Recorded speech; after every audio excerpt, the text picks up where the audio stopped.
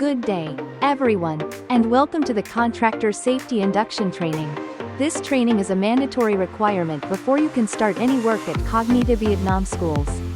It's designed to provide basic safety awareness and to ensure everyone understands the key regulations and procedures that keep our workplaces safe. We will cover a range of topics today, including contractor responsibilities, general safety rules, work permits, daily requirements, how to handle violations, and emergency response procedures. By the end of this session, you'll have the knowledge needed to work safely and efficiently. Let's get started.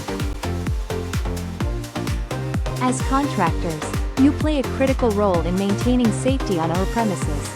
You are fully responsible for the following: managing your workforce and ensuring they are trained and competent, delivering quality work without causing property damage or losses, strictly adhering to the school's policies and safety regulations. In addition, all equipment and materials must be inspected and declared upon entering the school. Specialized equipment, such as forklifts, cranes, and powered tools, must have valid safety inspection certificates. Appoint a qualified supervisor to oversee the implementation of safety control measures and compliance with permits. Now, let's talk about general rules you must follow while on site. The following are some of the reasons for which an employee of a contractor may be temporarily or permanently removed from school, Cognita premises. 1. Possession or use of alcoholic beverages, regulated drugs not prescribed by a physician, explosives, firearms, ammunition, other weapons, cameras and recording devices. 2. Smoking in school. 3. Deliberate violation of safety or security rules. 4. Illegal dumping, handling, or disposal of hazardous materials. 5. Sexual harassment of any individual or group while on school, Cognita premises. 6. Destruction or removal without written permission of any property belonging to school, Cognita. The property owner, employee, or other contractors or employees. 7. Abuse, defacement, or destruction of property, as well as posting of unauthorized signs, notices, or solicitations. 8. Intimidating, threatening, harassing, impeding or interfering with H&S-led, security officer, or any school, Cognita employee. 9. Not obeying posted speed limits and other traffic signs. 10. Using entrances to the site or a building not designated for use by contractor. 11. Using emergency exits other than for emergencies. 12. Falsifying reports, forms, or using another person's ID badge. 13. Falsely starting or making claims of injury or failure to report an injury on the day of occurrence. 14. Failing to allow vehicle, parcel, locker, toolbox while on school, Cognita property. 15. Loitering, roaming, or leaving assigned work areas without authorization. 16. Fighting, creating a disturbance, or horseplay. 17. Careless, uncooperative conduct. 18. Misuse of fire prevention and protection equipment. 19. Unauthorized removal or destruction of a safety barricade, handrail, guardrail, warning sign, fall protection, or any other warning devices and safety measures. You are not allowed to enter student restrooms or changing rooms under any circumstances. Only use designated staff or adult restrooms. All equipment and machinery must meet safety standards. Examples include forklifts, scissor lifts, cranes, and air compressors need safety inspection certificates. Only qualified personnel with safety certificates should operate these machines. Always wear appropriate personal protective equipment, PPE, such as helmets, gloves, and safety boots, as required. Before beginning any task, you must have an approved work permit. This document ensures that the risks associated with the job have been assessed and safety measures are in place. The sub-permits are required for specific activities, including working at heights of 2 meters or more, except when using a ladder. Performing hot work inside buildings, such as welding or cutting. Handling electrical systems over 50 volts. conducting critical lifting operations or working in confined spaces. For high-risk jobs, at least 2 workers are required, and they must have valid safety training certificates. The permit must be submitted to security before work begins.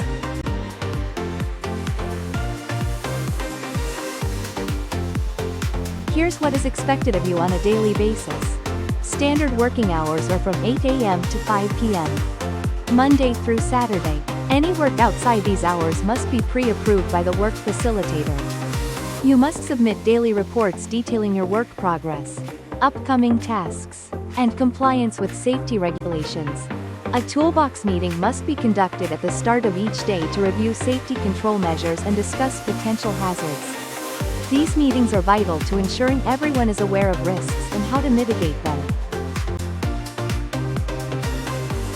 Any incidents or unsafe practices will result in immediate suspension of the work permit until corrective actions are taken. For personal violations, the following actions will apply. First-time verbal warning for minor infractions.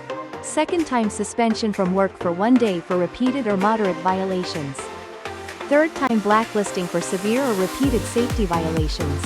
Our aim is not to punish but to ensure everyone understands and adheres to safety protocols. Emergencies can happen, and it's crucial to know how to respond. In case of a fire, follow the instructions of your supervisor. Evacuate the building using the stairs, never the elevator, and assemble at the designated emergency point. Dial 114 for the fire department. For security issues, contact the on-site security guard or call the local police via number 113. If first aid is needed, notify the school nurse immediately. For more severe cases, you can contact emergency medical services or hospitals listed in the safety guide provided. Working at heights is inherently risky, but by understanding and following key safety measures, we can prevent serious injuries or fatalities. Main hazards, falls, being struck by objects, and electrical hazards are the primary risks. Always be vigilant of these. 3-point contact rule. Maintain 3 points of contact at all times, for example, 2 hands and 1 foot on a stable surface. Safety measures. Always wear appropriate PPE like safety harnesses and helmets. Inspect all equipment, such as ladders and scaffolds. Before use, use fall protection systems like guardrails or safety nets. Training and supervision. Ensure proper training and have a competent person supervise all activities. Remember, safety at heights is everyone's responsibility. Let's work together to minimize risks and ensure a safe environment. Hot work activities like welding or cutting come with significant fire and safety risks. So it's critical to follow these precautions. Essential safety measures. Ensure fire alarms are easily accessible for quick response. Keep a fire extinguisher nearby for immediate use. Wear proper PPE, such as welding masks, gloves, and fire-resistant clothing, to protect against sparks and fumes. Use fire-resistant materials to safeguard the work area. Maintain all tools and equipment in good working condition to reduce malfunctions. Additional precautions.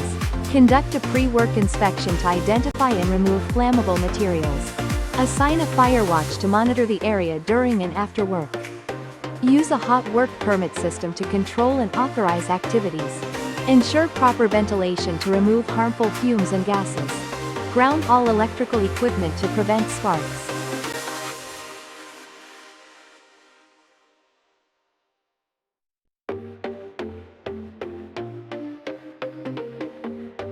Working in confined spaces is inherently hazardous and requires a multifaceted approach to safety. Let's focus on the 4 key elements. 1. Entry procedures. Always use a permit to work system for formal authorization. Conduct atmospheric testing to check for harmful gases or oxygen deficiency. Isolate all energy sources, such as power or hazardous materials. Before entry, protective equipment, PPE. Wear respiratory protection in low air quality environments. Use fall protection if there's a risk of falling. Equip chemical protective clothing for handling hazardous substances. 2. Rescue plan. Prepare a clear emergency procedure for incidents. Have rescue equipment readily available, such as ropes or breathing apparatus. Ensure rescue teams are trained and ready to act. 3. Risk assessments. Perform detailed risk assessments to identify hazards and implement controls. Continuously monitor for emerging risks during the work process.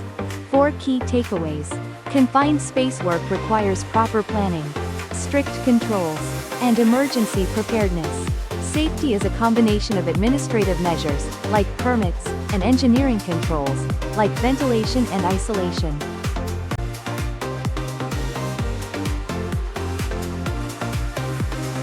Electrical hazards are a significant risk on job sites, and it's essential to follow strict safety practices to prevent accidents. Here are the key points to remember. Understanding the risks. Electrocution is the third leading cause of death for construction workers. Electrical hazards can lead to shocks, burns, fires, explosions, and falls. Most accidents are caused by unsafe equipment, environments, or work practices. Mitigating electrical hazards. Regularly inspect extension cords, plugs, and tools for damage. Avoid overloading circuits to prevent fires or shocks. Test GFCI outlets to ensure they're functioning correctly. Use temporary lighting safely by elevating fixtures and protecting bulbs. De-energize circuits using lockout-tagout procedures before working. Test circuits with a voltmeter to verify they are de-energized. Stay dry and avoid working in wet conditions to reduce electrocution risks. Maintain a safe distance from overhead power lines. Securing the work area. Keep electrical panels closed and restrict unauthorized access. Always follow proper procedures and use protective equipment. Key takeaways. By understanding and controlling electrical hazards, we can prevent injuries and save lives. Electrical safety is everyone's responsibility. Stay alert. Inspect equipment, and follow safe work practices. Let's work together to create a safer job site. Thank you all for your attention and active participation in today's safety training. Your commitment to understanding and following these guidelines is essential for maintaining a safe and efficient work environment.